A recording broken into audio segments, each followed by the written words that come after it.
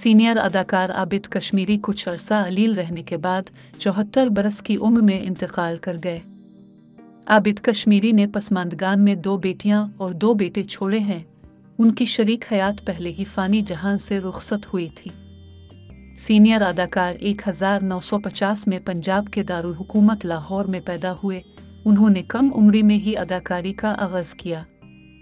आबिद कश्मीरी ने स्टेज समेत रेडियो और टेलीविज़न पर बड़े पैमाने पर काम किया। उन्होंने पाकिस्तान टेलीविज़न (PTV) से ड्रामों का आगाज़ किया था। सीनियर अदाकार ने दर्जनों फिल्मों में भी काम किया। उन्होंने फिल्मों में खुसूसी तौर पर मुआविन अदाकार के अलावा कॉमेडियन के किरदार अदा किए और उन्हें पहला निगार अवार्ड भी 1980 में बाजार हसन नामी फिल्म में कॉमेडी किरदार अदा करने पर दिया गया। आबिद कश्मीरी शानदार अदाकारी पर PTV के अलावा दीगर इदारों के अवार्ड्स भी जीत चुके थे। उन्होंने दर्जनों ड्रामों में काम किया।